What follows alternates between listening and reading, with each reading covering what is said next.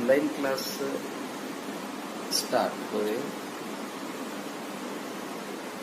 आज हम कक्षा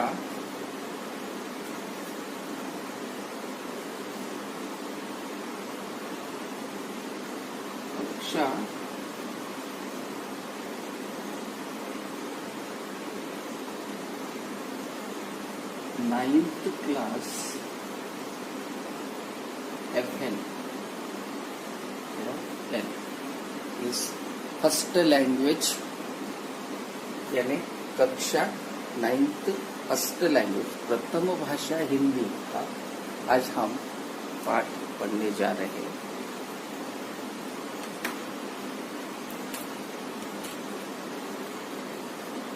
बच्चों, कक्षा नाइन्थ में पहला पाठ है। पहला पाठ का नाम है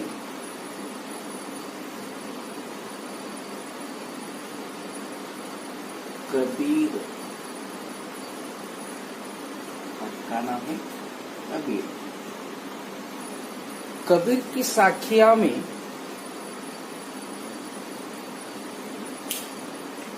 कबीर की साखिया यानी कबीर दास ने लिखी और वही इस first ninth class first language का फर्स्ट लेसन यानी कबीर।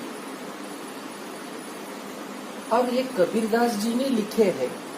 कबीर दास जी की साखिया शबद रामायण में संकलित किया गया है। यानी कबीर दास जी का फर्स्ट ऑफ ऑल हम इसका इंट्रोडक्शन यानी परिचय देखेंगे। कबीर दास निर्गुण निराकार संत है। कैसे संत है? निर्गुण निराकार संत है, क्योंकि कबीर दास जी को एक कवि परिचय में जब देखते हैं, अब निर्गुण निराकार मीन्स निर्गुण मीन्स निराकार यानी मिट्टी के हर कण कण में भगवान बसा हुआ है, उसे कहते हैं निर्गुण। क्योंकि ये कबीर दास जी साधु संत थे, समाज सुधारक थे और उनके जन्म के बारे में बहुत सारे दंत विधियां है और कहा जाता है कबीर दास जी का जन्म 1300 कबीर दास जी का जन्म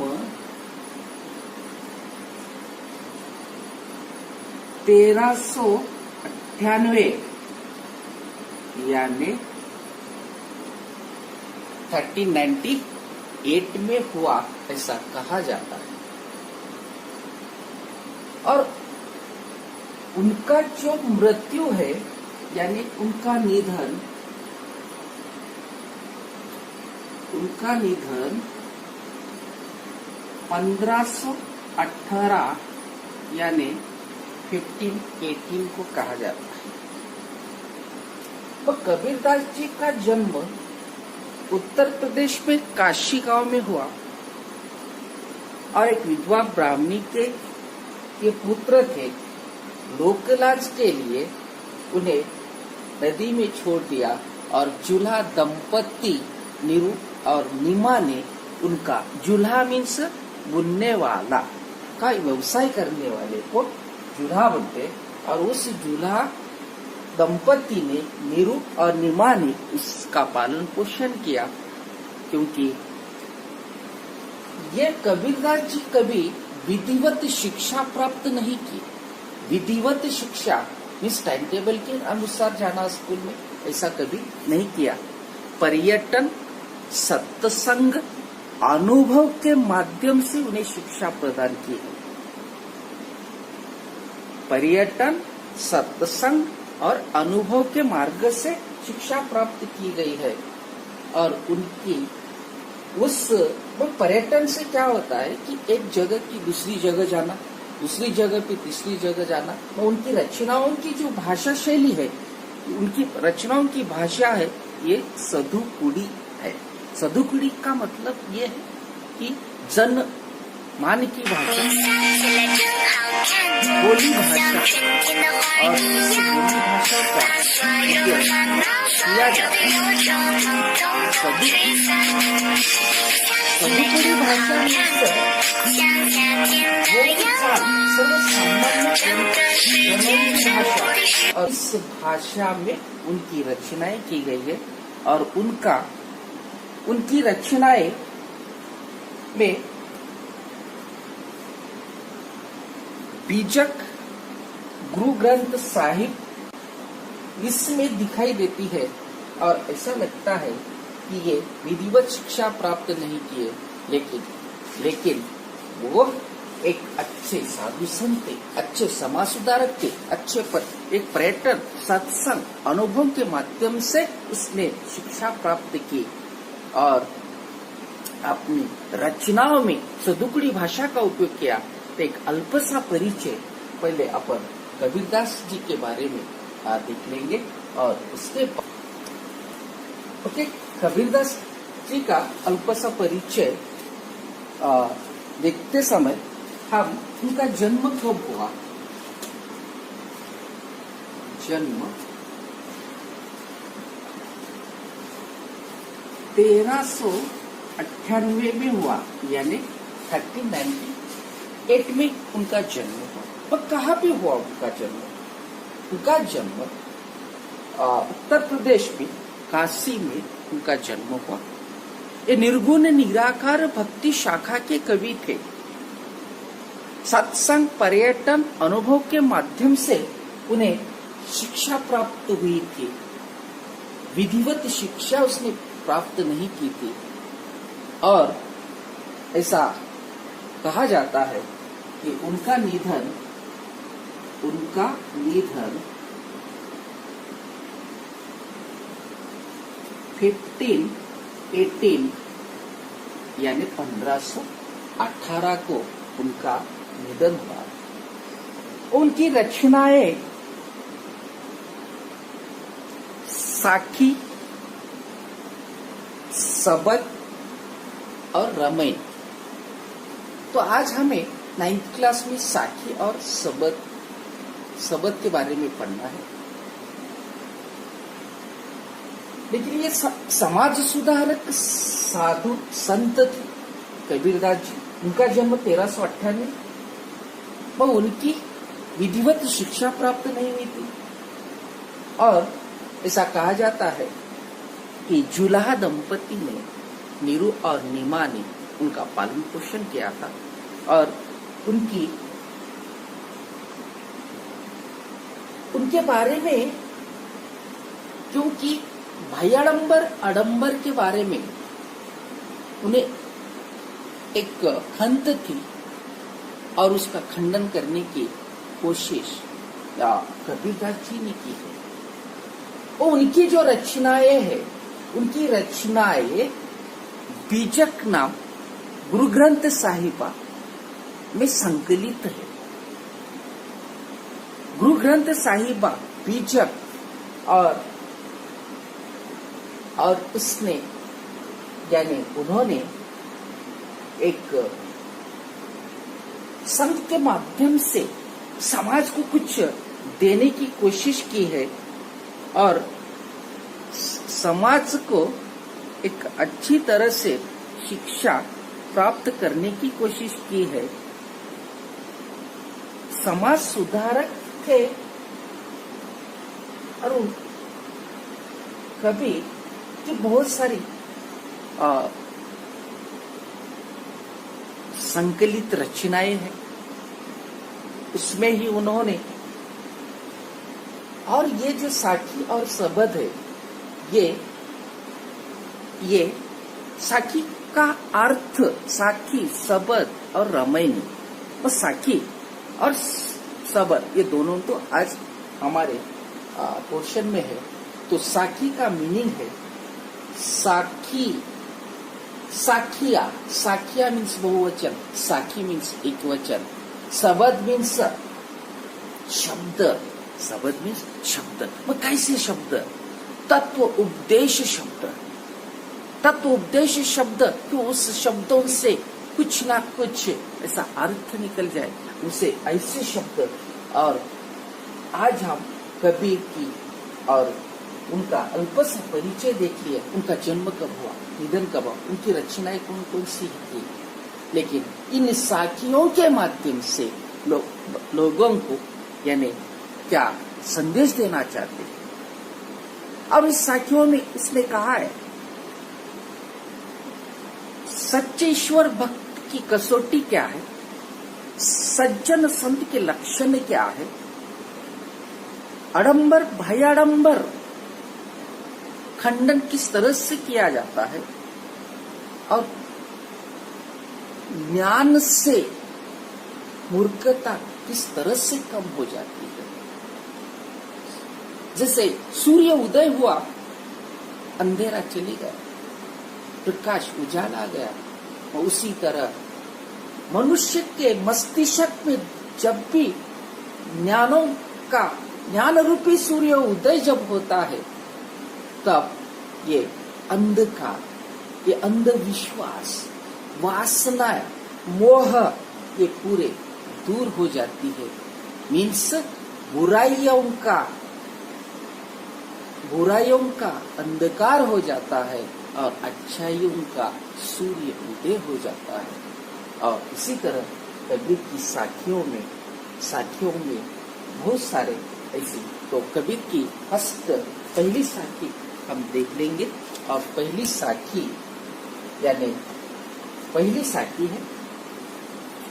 तो इस साखी पढ़ने से पहले मैं पहले साखी पढ़ाऊंगा, साखी के कठिन शब्दार्थ बताऊंगा, और ध्यान से सुनो, उसका भावार्थ भी बताऊंगा, और लास्ट में उससे संदेश क्या है, उस साखी से हमें क्या सीख मिलती है, सब इसके बारे में भी मैं पढ़ाने जा रहा हूँ. तो पहली साखी देखो. मान सरोवर सुभर जल हंसा केली कराई. मान सरोवर सुभर जल हंसा केली कराई. मुक्ता फल मुक्ता छू गए, अब उड़ी अनंत न जाई. अब उड़ी अनंत न जाई. मान सरोवर सुभर जल, सुभर मीन्स निर्मल, शुभ्र, पवित्र जल, जल मीन्स पानी. हंसा केली कराई, केली मीन्स क्रीडा, क्रीडा मीन्स खेल. हंस पक्षी मानो, हंस पक्षी की विशेषता है, क्योंकि हम दूध में पानी मिलाने का काम करते हैं, और हंस पक्षी पानी अलग और दूध अलग करने का काम करता है. यानी मुक्ता फल मुक्ता छू गए, अब उड़ी अनंत न जाए. मुक्ता फल यानी मोती रूपी फल, और मुक्ता मीन्स मोती, अब उड़ी अनंत न जाए मीन्स दूसरी जगह पे नहीं जाए. मान सरोवर कैलाश पर्वत के बाजू में है. कैलाश पर्वत में शिव का वास होता है, और इसीलिए एक पवित्र है और मानस सरोवर. और ये मानस सरोवर इतना सुभर भरा हुआ है, जल भरा हुआ है, और हंस पक्षी उस पवित्र जल में मुक्ति रूपी मोती चूग रहा है. अब उड़ी अनंत न जाए मीन्स अब उसे दूसरी जगह पे जाने की इच्छा नहीं है, मोह नहीं है, लालच नहीं है कि दूसरी जगह जाना, क्योंकि वही आनंद है. जैसे परमोच्च सुख है वही पे. और इसीलिए ये हंस पक्षी, क्योंकि कबीरदास पहली साखियों के माध्यम से कहना चाहते हैं कि तालाब यानी एक जो मानस सरोवर, ये तालाब जो है ये इंसान यानी मनुष्य का जीवन है। और जल मीन्स भक्ति, क्योंकि भक्ति मनुष्य इस जल में यानी पवित्र जीवन में एक भक्ति रूपी यानी भक्ति रूपी जो आत्मा है वो अच्छे मोती चूक रहा है। यानी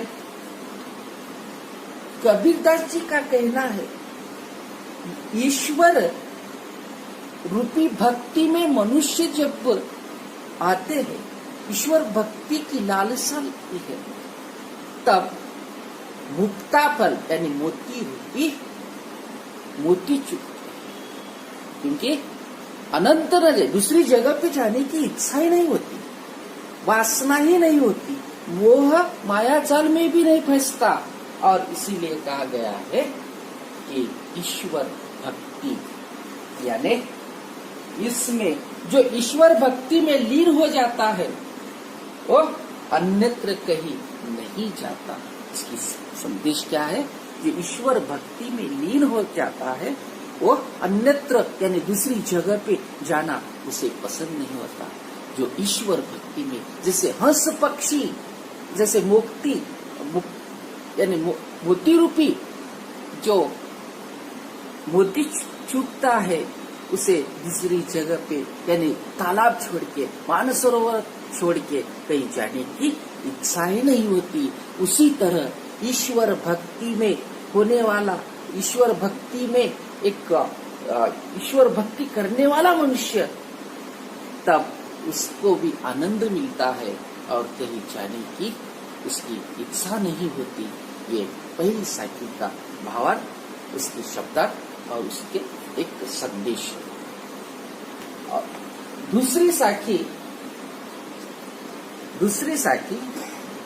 प्रेमी ढूंढत मैं फिरो, प्रेमी मिले न कोई, प्रेमी ढूंढत मैं फिरो, प्रेमी मिले न कोई, प्रेमी को प्रेमी मिले सब विष अमृत होई, प्रेमी को प्रेमी मिले सब विष अमृत होई।